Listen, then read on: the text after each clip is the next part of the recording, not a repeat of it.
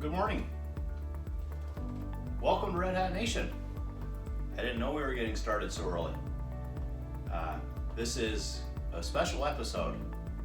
It's the day before Mother's Day, so we're going to do some Mother's Day practice quick meals this morning, and we're going to prepare a spaghetti sauce that we'll eat tomorrow. Midway through the episode, we'll switch over to Mother's Day so you can see the mother who lives in this house enjoy breakfast and have her favorite meal, which is spaghetti. It's supposed to snow today, so that's lovely in May. Well, how about we get started? We've started our practice run for Mother's Day breakfast, which will be served tomorrow. Now, you've probably seen all the viral videos on TikTok and different social media platforms, what's called pancake cereal. So we're going to try to make a bowl of pancake cereal this morning, see how it works out, and we'll make it again tomorrow. What do we start off with? Every breakfast in a pan? We've got to start off with bacon. We're sizzling some bacon here, thinking about that spaghetti sauce I'm going to make a little bit later on. While I'm waiting for this bacon to cook, I want to wish all the mothers out there a happy Mother's Day, and to all of you who serve in some sort of role that acts as a mother, for those, happy Mother's Day to you as well. I've been very fortunate in my life to have been around a lot of wonderful mothers. I'll end with my wife, but my wife's mother, she passed away 23 years ago. She was a great lady, Dolores, a lot of fun. The first summer that Laura and I were dating, I gotta flip this bacon over. Boy, it smells good. The first summer Laura and I were dating, Laura had mono, so she was on the couch a lot, resting, because it just wipes you out. I was living in Potsdam, and I would drive out to Malone to visit Laura during the day. I worked at a restaurant at night, and I would spend the day with Laura's mom. We would play games like Trouble, the board game. We'd do word searches. We'd cook lunch, eat lunch together. If Laura was awake, she'd join us. So I really got to know her very well, especially that summer. And in the evenings, if I was ever there in the evenings, we'd always watch Jeopardy together. That was a big thing, to watch Jeopardy, and had a lot of fun just sitting around talking and listening to her stories. We miss her dearly, but a lot of great memories of a great mom, for sure, for all of us. Then a few years later, my father-in-law married Sharon, who for some reason my son Carson calls DG. I have no idea where that came from, but it stuck. So Sharon was just a real light in our lives, and brought a lot of joy. And we have a lot of great memories of gatherings with Sharon, and she kept Aura going and out and entertained and around a lot of people, and has shown a tremendous amount of love for everyone in our family, and especially our son Carson. But we owe a lot to her, and I'm glad that she's such a big part of our lives. So happy Mother's Day to you, Sharon, or DG. Hope you have a great day. My own mom will be 90 years old this August, and she's still living at home in the same house that we grew up in out in Brushton, and she's doing well, and she checks in on us constantly. She asks a lot of questions when she's on the phone with you. She wants to know little tiny details like, did you mow your lawn today? Or what did you have for dinner? Did you wear a jacket when you went outside? She's always looking out for us. And a lot of people wonder if my mother taught me to cook when I was growing up. You know, I have to say that she did not teach me how to cook really step by step or anything like that, but she was always cooking when I was growing up. Oh, I'm the youngest of 6.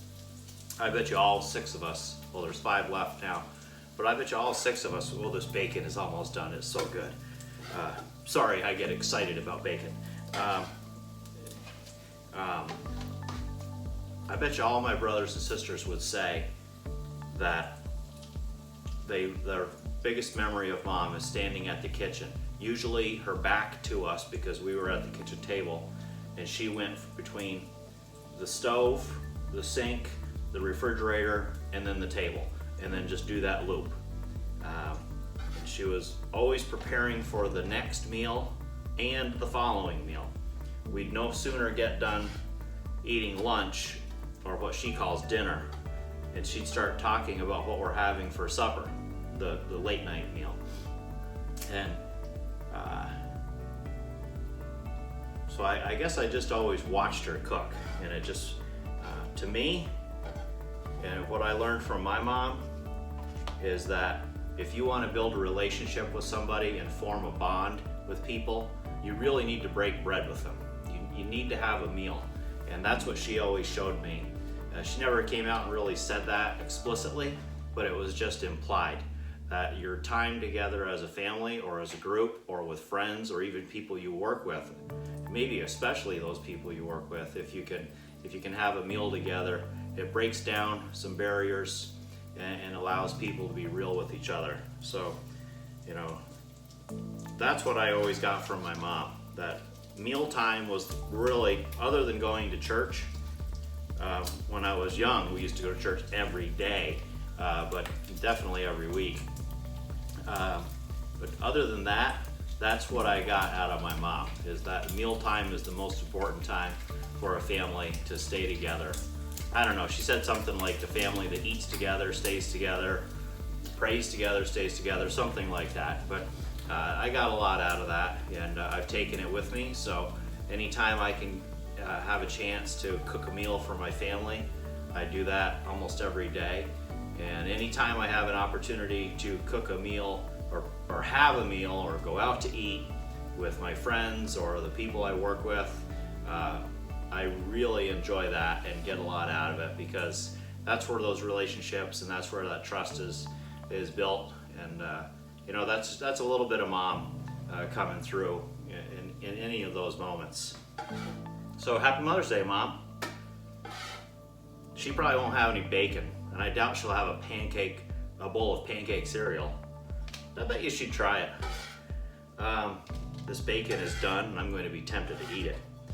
Then we get to Laura, obviously. Happy Mother's Day, Laura.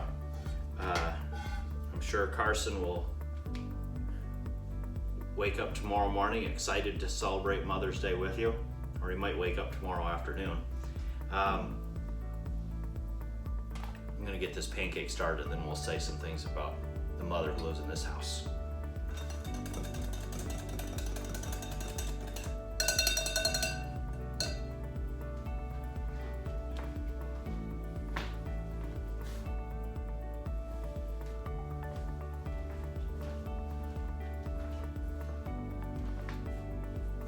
I didn't talk much about this pancake batter because that's not really what this episode's about. You can use any pancake batter. If you don't want to make anything fancy, just buy a box of that regular pancake batter in the bakery aisle, the baking aisle at your grocery store. Just make something up. I like, no matter what they say for the instructions, I always put an egg in mine. Makes it a little bit fluffier. And I poured my pancake mix, I don't know if you can see it, into this squirt bottle. And I'm gonna make little tiny, maybe quarter-size pancakes, because they're going in this bowl. Remember, this is practice. We've never done this before. So I'm making this for Laura. who's a wonderful mother, a wonderful wife, but just a wonderful mom to Carson. They have a real special relationship. They can joke at each other and pick at each other and really get on each other and laugh and laugh and laugh. It's wonderful to hear them both laugh so loud when they're just goofing with each other. And it's great to see that great relationship that the two of them have. We've done so much with Carson as he's grown up and have enjoyed our time as parents, but Laura has been really a perfect mom for Carson. Supportive, loving, likes to have fun with him, and he knows that she is always there no matter what. And I know her mom would be proud of that. And she's a teacher as well, so she's kind of a pseudo mom to all of her students that she's had over the years. 25 plus years of doing that with students. So we only have the one son, Carson, and that's all we need here in this house. He's a lot of energy, a lot of fun to be around, and Laura always looks forward to Mother's Day because it's a celebration not only for him or for her. I'm slipped there, but also for him, and he always reminds her of that. He always says, if it wasn't for me, you wouldn't have a Mother's Day. So happy Mother's Day to Laura. I love you. Thank you for all the great work that you do with Carson as a mom.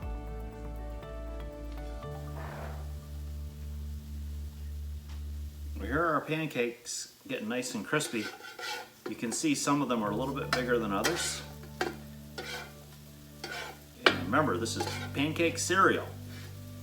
So these are probably a little bit larger than what you'd normally see in a cereal bowl. Now, I know what you're thinking.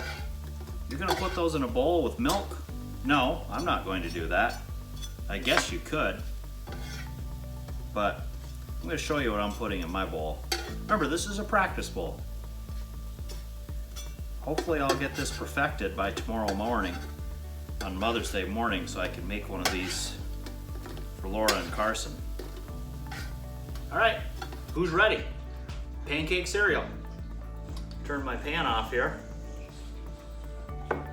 Got my bowl. Take my pancakes. Just putting them in the bowl.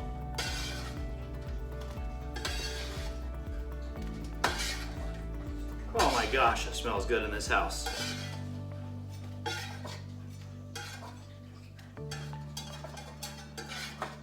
Put them in the bowl.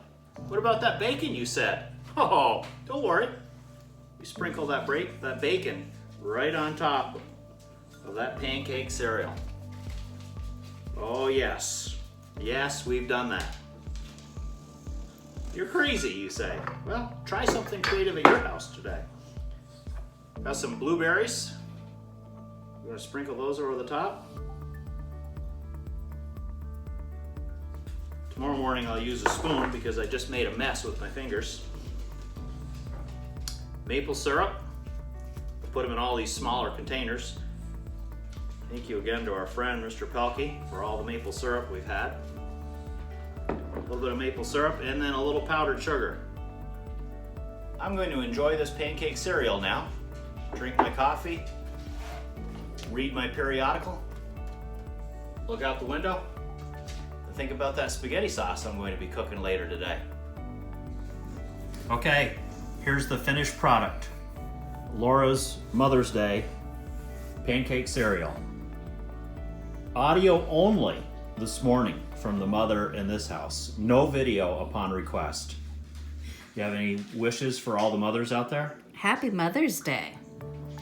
That's all you get today from the mother here. In all seriousness, happy Mother's Day, everyone. Hope you all have a great day. Go out and enjoy being with your family. Make that phone call to that special mother or that person in your life that acts like a mother.